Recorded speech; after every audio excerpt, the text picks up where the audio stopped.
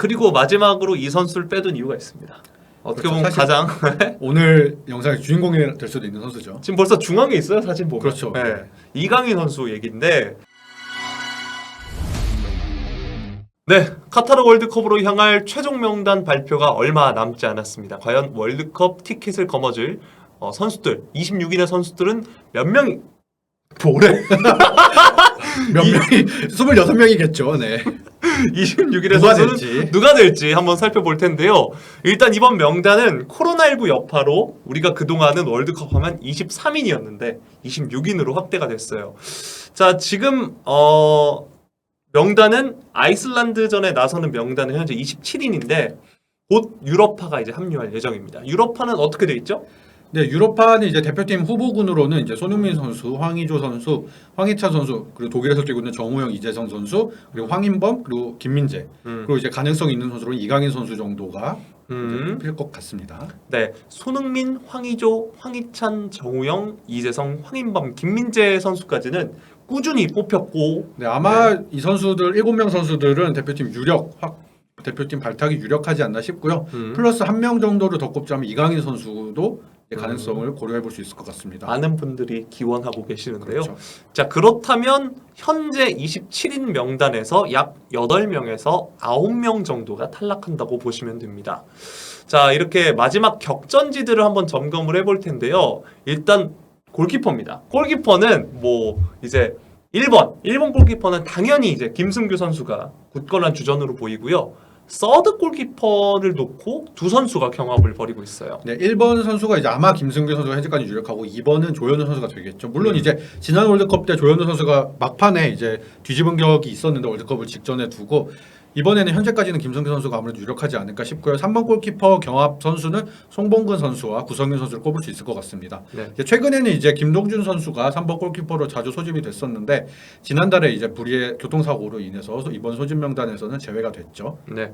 아, 과연 어떤 선수가 이제 세 번째 골키퍼 자리를 차지하게 될지 한번 지켜봐야 되는데 먼저 송범근 선수는 전북에서 정말 좋은 활약을 보여줬고요. 네, 사실 뭐 베스트 11 골키퍼는 조현우 선수가 선정이 됐지만 뭐 송봉근 선수도 그에 밀리지 않게 굉장히 좋은 모습을 보여줬고요.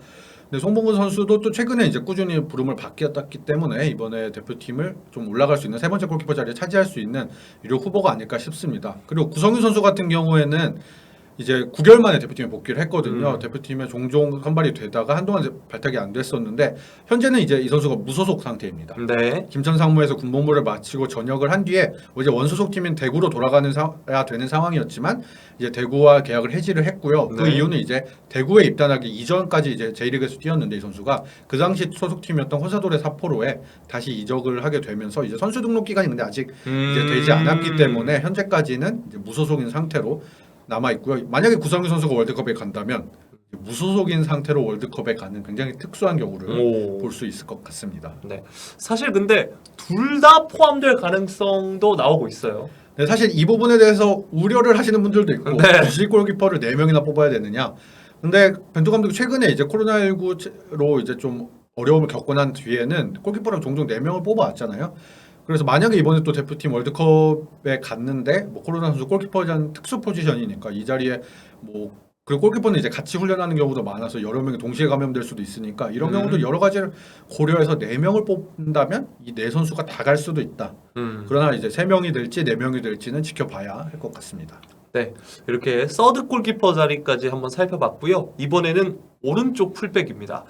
저희가 아이슬란드전 프리뷰 때도 말씀드렸지만 왼쪽은 비교적 물론 지금 부상이지만 김진수 선수가 아주 독보적인 주전 자리를 차지하고 있는 느낌인데 반면 오른쪽 풀백은 아직까지도 치열한 경합세예요. 근데 이 자리는 사실 주전이 누군지도 불확실한 어느 선수가 갈지도 불확실하지만 그 이전에 주전이 누군지도 불확실한 상황이고 사실 이전까지는 이용 선수가 중용이 되는 경우가 많았는데 올 시즌 들어서면서 이제 조금씩 또 소속팀에서 많이 나오지도 못하고 이런 경우가 생기면서 이제 이용 선수는 대표팀 소집이 되지 않은 지가 꽤 됐고 그 자리를 이제 윤종규 선수가 이제 가파른 상승세로 파고들었다고 볼 수 있을 것 같습니다. 9월 A매치 기간에는 이제 윤종규 선수와 김문환 선수가 한 경기씩 선발로 나섰고요. K리그 1 베스트 11 풀백으로 선정됐던 김태환 선수는 아예 두 경기 다 나서지 않았습니다. 네. 그래서 사실 이때 출전하지 않은 걸 두고 여러 가지 해석이 있었거든요. 김태환 선수는 주전이 확실하니까 나머지 백업 한 자리를 고르기 위해서 두 선수를 기용했던 거다. 아니면 사실 김태환 선수도 이용 선수랑 경합을 했었지 확고한 주전이었던 적은 없었다. 김태환 선수의 입지 자체도 불안할 수 있다라는 의견도 있었거든요. 그래서 어떤 식으로 이제 계획을 하고 있을지는 이제 아이슬란드전을 지켜봐야 할 것 같은데 이제 이것도 역시 저희가 앞서 아이슬란드 프리뷰 때 이야기했던 대로 김태환 선수가 감기 몸살로 그리고 김문환 선수는 오른쪽 허벅지 통증 문제로 왼쪽이었나요? 햄스트링 통증 문제로 이제 참여 훈련에 한동안 참여를 하지 못한 기간이 있어서 어떻게 될지는 지켜봐야 될 것 같습니다. 네, 사실 26인 엔트리 확대에 따라 셋 다 갈 수도 있다는 전망도 나오고 있습니다. 근데 이것도 이제 앞서 골키퍼 4명이랑 비슷한 상황일 것 같은데요. 일단 엔트리 한 자리씩 더 늘어났기 때문에 사실 23명이라고 하면 골키퍼는 무조건 3명을 뽑아야 하고 나머지 포지션에 더블 스쿼드로 구축을 하는 생각을 할 수 있을 것 같은데 거기에 추가로 3명을 더 뽑을 수 있게 된 거잖아요. 그 한 자리를 쿼터를 풀백 포지션에 양쪽 다 소화할 수 있는 선수로 쓴다? 이런 가능성도 이제 고려해 볼 수 있을 것 같습니다. 만약에 그렇다면 그 대상은 윤종규 선수가 왼쪽을 소화해 본 적도 있고 대표팀 경기에서도 왼쪽을 나온 적이 있었었죠. 그래서 뭐 왼쪽에 2명 그리고 오른쪽에 2명 플러스 1명 개념으로 총 윙백을 풀백을 5명 데려갈 수 있는 가능성도 생각해 볼 수 있을 것 같습니다. 자, 그 다음으로 살펴볼 건 이제 오른쪽 센터백입니다. 사실 대표팀의 주전의 부동의 주전, 그 대표팀의 중심, 대표팀의 에이스, 그렇죠. 그리고 나폴리의 에이스, 세리아의 최고의 수비수, 아니 유럽 무대 최고의 수비수 중 하나인 김민재 선수가 오른쪽 수비수 주전이에요. 그렇죠. 김민재 선수는 뭐 몸 상태 이상이 없는 한 세 경기 아마 다 선발로 나설 것이 유력한데 이 선수의 뒤를 받치는 선수가 누가 될지가 이제 관건이 되겠죠. 아마 왼쪽은 사실 벤투 감독이 왼쪽에는 왼발잡이를 배치하는 걸 선호를 하는 편이잖아요. 오른쪽에는 오른발잡이를 배치하고 그래서 왼쪽은 이제 이번 대표팀 명단 소집된 선수 왼발잡이가 센터백에 2명 있거든요. 김영권, 권경원 그리고 권경원 선수가 꾸준히 이제 대표팀에 합류를 했기 때문에 왼쪽 센터백까지 포함해서 총 3명은 이렇게 확정이 될 것 같은데 오른쪽 센터백 한 자리가 누가 되느냐가 이제 관건이 될 것 같습니다. 자, 사실 최근 꾸준히 중용받던 건 박지수 선수였어요. 네, 사실 이번 여름까지만 해도 박지수 선수가 거의 유력하지 않나. 뭐 4명으로 꼽으라면은 딱 박지수 선수까지가 되지 않나라는 생각이 됐는데 최근에 좀 상황이 많이 바뀌었죠. 자, 그러면서 이제 조유민 선수가 계속 발탁 중입니다. 네, 조효민 선수가 6월 A매치 기간에 처음 발탁이 됐고요. 그 당시에 이제 경기를 치르지는 못했지만 7월 동아시안컵에도 다시 한번 발탁이 되면서 뭐 그 당시 데뷔전을 치렀습니다. 그리고 최근에 이제 소속팀 대전 하나시티즌이 승격을 거뒀기 때문에 굉장한 상승세를 타고 있다고 볼 수 있을 것 같고요. 그리고 조유민 선수가 심지어 대전의 주장이었기 때문에 그래서 이제 이 기세를 몰아서 대표팀 합류까지 월드컵 합류까지 노리고 있는 상황입니다. 자, 그런데 이제 이상민 선수가 변수가 될 수도 있다라는 보도도 나왔어요. 네, 지금까지 이제 차출됐던 걸로 보면 이상민 선수가 아무래도 이제 지금 센터백 5명 중에 가장 후순위가 아닐까 싶은데 벤투 감독의 이제 시선에는 계속 시야에는 있던 선수라고 보여지고요. 이 선수가 7월 동아시안컵에도 최초 발탁이 됐었거든요. 근데 그 당시에는 코로나19 확진 판정을 받으면서 낙마를 했는데 그 뒤로 이제 다시 기회가 없을 수도 있겠다 싶었는데 이번에 다시 한번 발탁이 된 걸 보면 어쨌든 벤투 감독이 이 선수를 가까이서 한번 지켜보고 싶은 마음이 있다라고 볼 수 있을 것 같습니다. 자, 지금 벤투 감독 부임 이후 어쨌든 말씀해주신 김영권, 김민재, 권경원 선수는 계속해서 선발이 되고 있고 약간 주전이라고 볼 수 있어요. 그런데 이 4번째 센터백 자리는 제 기억으로는 초반엔 정승현 선수였거든요. 그렇죠. 정승현 선수 사실 지난 6월에 M매치까지만 해도 소집이 되긴 했었죠. 그 다음으로 이제 박지수 선수가 4번째 센터백으로 꾸준히 선택을 받다가 이제 조유민으로 뭔가 흐름이 바뀌는 모양새인데 그런데 그건 또 있는 것 같아요. 벤투 감독이 그 김민재가 결정했을 때 똑같은 오른발잡이 오른발 센터백을 사용하기보다는 때때로 권경원, 김영권 조합을 쓸 때도 있었단 말이죠. 바로 이제 지난 6월의 매치 때가 그랬죠. 김민재 선수가 부상으로 대표팀에 합류하지 못하면서 그 자리에 대해서 어떻게 공백을 메울까 생각했는데 사실 그때 이제 조유민 선수가 발탁되면서 아 조유민을 고려하고 있나라고 했지만 사실 최초 선택 브라질전 선택 권경원, 김경원이었고 그 이후에 김영권. 권경원, 김영권이었고 그 다음에 이제 한 번 더 이 두 조합을 가동했거든요. 이제 두 선수의 위치만 한번 바꿨었어요. 처음에는 이제 김영권 선수를 오른쪽에 배치했다가 그 다음 경기에서 이제 권경원 선수를 오른쪽에 배치하는 그러다가 이제 정승현 선수가 한번 기용되기도 했었는데 뭐 때에 따라서 이제 3순위까지는 이런 식으로 왼쪽을 구성할 수도 있는 거기 때문에 사실 4순위 센터백이 꼭 경기에 나설지는 모르겠지만 어쨌든 이제 월드컵에 나설 수 있는 기회이기 때문에 이게 누가 될지는 지켜봐야 될 것 같고요. 그 다음으로 얘기해 볼 건 이제 측면 공격수 옵션입니다. 보면 지금 엄원상, 양현준, 송민규 선수의 다툼으로 보여요. 네, 이제 기본적으로 이제 다른 공격 자원 중에는 권창훈 선수나 나상호 선수도 이제 해당이 될 수 있는데 이 두 선수는 사실 벤투 감독의 신뢰가 굉장히 굳건하잖아요. 네, 그렇죠. 근데 사실 뭐 팬들 좀 반응이 좀 나뉠 때도 있었는데 바뀔 때도 있었는데 그럼에도 불구하고 벤투 감독은 꾸준히 신뢰하고 있는 선수라서 두 선수는 어지간하면 이제 유력하지 않나라는 생각을 해본다면 이제 엄원상, 양현준, 송민규 선수 중에 뭐 한두 명 정도가 발탁이 될 수 있다. 다른 말로 하면 한두 명 정도가 탈락할 수 있다라고 볼 수 있을 것 같습니다. 자, 일단 이번 시즌 리그를 살펴보면 세 선수 모두 이제 K리그에서 뛰었고요. 확실히 리그 기록만 놓고 보면 엄원상 선수가 확실히 좋습니다. 네, 우승팀 울산에서 공격을 이끌었던 선수기도 하고요. 사실 뭐 이청용 선수가 MVP를 수상했지만 MVP 후보로도 원래 거론이 됐던 선수기도 하고요. 33경기 12골 그리고 도움 6개를 기록을 했습니다. 그리고 영플레이어상 수상한 이제 강원의 양현준 선수는 35경기 8골 4도움을 기록했고요. 송민규 선수는 22경기 3골 3도움을 기록했는데 송민규 선수는 시즌 막바지에 좀 컨디션이 올라오는 모습을 보였기 때문에 뭐 리그 기록 가지고는 이제 엄원상 선수가 아무래도 가장 좋긴 하지만 좀 더 지켜봐야 할 것 같습니다. 그러니까 사실 그 정리를 해보면 엄원상 선수가 보여지는 기록 자체는 가장 좋고요. 양현준 선수는 일단 상을 탔고 그리고 임팩트 도로가 있잖아요. 네. 토트넘전에 그렇죠. 출전해서 네. 했던 것도 있고. 그리고 경기 수도 제일 많고 반면 송민규 선수는 전북 이적 이후 약간 좀 그런 부침이 있었죠. 내림세 아니냐 뭐 이런 이야기도 있었는데 어쨌든 최근 들어서 네, 좀 회복을 네. 했고 그리고 이제 원래 이 선수가 이제 벤투 감독의 중용을 받았던 선수이기 때문에 지금 최종 예선까지만 하더라도 그래서 이제 경합으로 볼 수 있을 것 같습니다. 맞습니다. 바로 지금 그 부분이 중요한 건데 A매치 기록만 살펴보면 송민규 선수가 유일하게 이제 10경기를 넘는 선수고요. 엄원상 선수는 7경기 그리고 양현준 선수는 발탁만 됐었죠. 네, 지난 9월 A매치 때 이제 깜짝 발탁이 됐는데 원래 이제 벤투 감독이 첫 발탁한 선수를 곧장 기용하기보다는 팀에 좀 녹아들 시간을 부여하는 스타일이기 때문에 그리고 본인도 이제 코칭 스텝도 가까이 지켜봐야 하고 그래서 이제 경기에 뛰진 못했지만 만약에 이러고 나서 이제 이번 명단에 발탁이 안 됐으면 모르겠는데 어쨌든 다시 한번 발탁이 됐기 때문에 이제 충분히 아직 A매치 기록은 유일하게 없지만 후보군으로 뽑을 수 있을 것 같습니다. 네, 지금 그렇게 측면 공격수 옵션까지 살펴봤고요. 사실 대표팀의 측면 공격수 1, 2 옵션은 손흥민, 황희찬 그리고 그 가능한 이재성. 그렇죠. 네, 그리고 말씀해 주셨던 이제 권창훈, 나상호가 있고 그 다음 자리들을 이제 살펴보는 건데 잘하면 3명 모두 떨어질 수도 있고요. 그렇죠. 사실 네. 뭐 꼭 이제 공격수가 뭐 포지션별로 쿼터가 정해져 있는 게 아니기 때문에 다른 포지션을 몇 명 더 뽑으면은 이 선수들이 이제 못 나갈 수도 있는 거고요. 뭐 그런 경우가 생기겠죠. 네. 자, 그리고 그 다음으로 살펴볼 자리는 어떻게 보면 저희가 조금 전에 설명해 드렸던 엄원상, 양현준, 송민규 선수와 직간접적인 경쟁자라고 할 수 있는 자리입니다. 즉 공격형 미드필더 자리.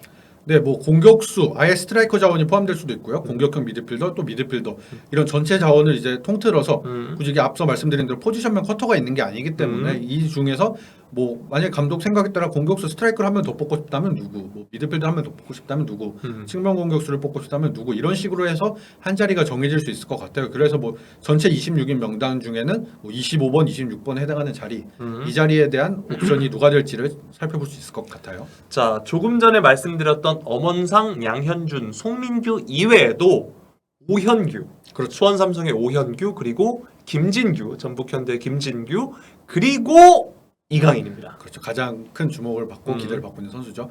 일단 뭐 오영규 선수부터 이야기를 해보자면 만약에 이제 벤투 감독이 스트라이커를 한 명 더 데려가야겠다 싶으면 선택할 수 있는 자원이 아닌가 싶습니다. 최근 이제 황의조 선수가 소속팀에서 컨디션이 많이 좋지 않잖아요. 그런 걸 감안했을 때 황의조, 조규성 그리고 이제 오영규까지 이제 3명을 데려갈 수도 있겠다 싶은데 이제 다만 이제 좀 한계 지금까지는 좀 아쉬운 점은 A매치 경험이 아직 없다는 점, 그리고 발탁 자체가 이번이 처음이었다는 점을 보면 아이슬란드전에서 어떤 모습을 보여주느냐에 따라서도 좀 달라질 수도 있을 것 같습니다. 네. 그 다음으로 이제 김진규 선수. 사실 김진규 선수가 지난 아이슬란드전 비롯해서 새로 찾은 우리의 미드필더 자원이다. 그렇죠. 네, 이런 이야기가 있었는데 근데 올 초만 해도 굉장히 좀 번뜩이는 모습도 많이 보여줬었고 실제로 아이슬란드전 데뷔골도 기록을 했었고 그 전에 이제 작년에 했던 올림픽 대표팀에서도 맞아요. 좋은 모습을 보여준 적이 있었고 그래서 기대를 많이 받았던 자원인데 사실 올 시즌을 치르면서 조금 그때만큼 많이 임팩트 있는 모습을 보여주면서 점차 이제 대표팀에서 좀 거리가 생길 것 같았는데 어쨌든 이제 마지막 기회를 받게 됐습니다. 그래서 이 선수는 이제 미드필더 자원을 한 명 더 뽑기로 했을 때 뭐 미드필더에 뭐 이재성, 황인범 선수가 아무래도 주전을 차지한다고 보면 공격형 미드필더 자리에 그 선수들을 뒷받침할 수 있는 자원으로 충분히 가능성을 거론해 볼 수 있는 선수가 아닌가 싶고요. 또 김진규 선수 외에도 미드필더 중에 고승범 선수가 있기 때문에 고승범 선수도 여기에 한번 포함을 시켜볼 수 있을 것 같습니다. 사실 김진규 선수는 황인범 선수가 부재할 때 그렇죠. 어쨌든 황인범 선수의 롤을 수행할 수 있는 선수기도 하고요. 이 사실 아이슬란드전의 그 기억이 좋았지만 뭔가 앞서서 설명해드렸던 송민규 선수와 마찬가지로 김진규 선수도 전북 이적 이후 네, 좀 두 규가 그렇죠. 좀 부진했다 규. 네. 굉장히 민감할 수도 있는 주제이기 때문에 받지 않도록 하겠습니다. 네. 좀 그러니까 근데 아쉬웠죠. 아쉬움이 있는 건 사실죠. 원래 이제 보여줬던 거에 비해서 사실 올 시즌 초중반까지 조금 아쉬운 모습이 있었기 때문에 그래서 이제 대표팀과 거리가 좀 멀어진 면도 있었는데 뭐 마지막 기회를 잡았으니까 이 기회를 어떻게 살리느냐가 관건이 될 것 같습니다. 네. 그리고 마지막으로 이 선수를 빼둔 이유가 있습니다.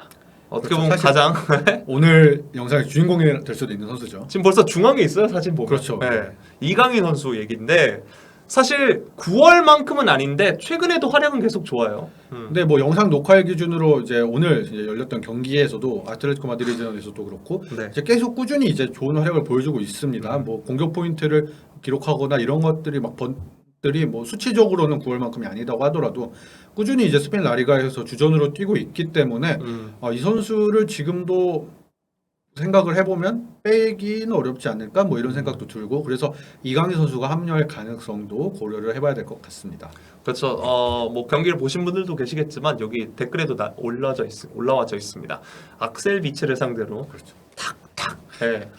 사실 그런 면에서는 역할을 해줄 선수는 사실 이강인 선수 정도가 그 정도 창의성이라든지 뭐 이런 번뜩임이라든지 이런 거에는 뭐 대표팀 내에서도 최고 수준의 선수이기 때문에 그런 면을 고려하면 이제 충분히 발탁을 생각해 볼 수 있을 것 같은데 이제 다만 변수로 고려할 점은 9월의 A매치 때 경기에 뛰지 못했다는 점. 하지만 이제 저는 이제 뭐 앞서 영상에서 여러 번 말씀을 드리기도 했었는데 다른 영상에서도 뭐 결국에는 뽑히지 않을까? 네, 경기에 나설 수 있느냐 월드컵에서 거기까지는 이제 장담을 할 수 없겠으나 결국엔 뽑히지 않을까라는 예상을 조심스럽게 해볼 수 있을 것 같습니다. 사실 지난 월드컵에서 이승우 선수도 거의 아마 못 뛰지 않았나요? 스웨덴전인가? 뛰기는 했었던 걸로 기억을 하는데 아마 뭐 출전 시간이 엄청나게 이제 맞진 않았죠.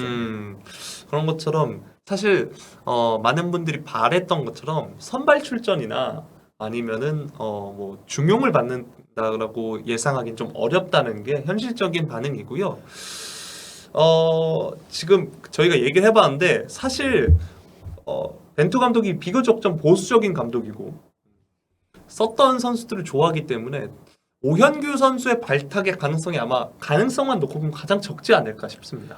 그렇죠. 이제 너무 첫 발탁이고 사실 이강인 선수는 뭐 지난 9월에도 발탁이 됐고 한동안 대표팀 경기에 뛰지 못했다고 하더라도 어쨌든 뽑아봤던 선수고 써봤죠. 네, 지켜봤던 선수이지만 오영규 선수는 직접 활용해본 적이 없었고 그리고 벤투 감독이 성향상 바로 이제 첫 발탁을 해서 곧장 기용을 하는 빈도가 앞서 양현주 선수도 마찬가지였지만 많이 낮기 때문에 오영규 선수를 뽑을까? 근데 사실 오영규 선수의 이번 명단 합류 자체도 깜짝이었기 때문에 그런 걸 감안한다면 정말 데려갈 수도 있지 않을까라는 생각도 되지만 후보군 중에서는 후순위로 생각도 해볼 수 있을 것 같습니다.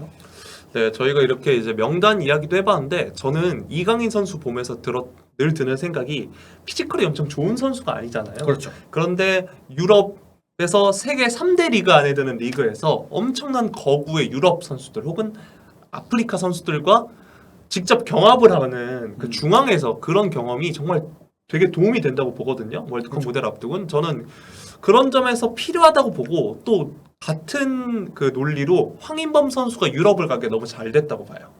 그렇죠. 네. 왜냐하면 황인범 선수도 좀 비교적 왜소한 선수인데 비교적 황인범 선수가 이제 국내에서 국내 선수들 혹은 국내에 있는 외국인 선수들과 이제 부딪히는 거랑 유럽에 있는 선수들과 부딪히는 경험은 좀 다르다고 보거든요.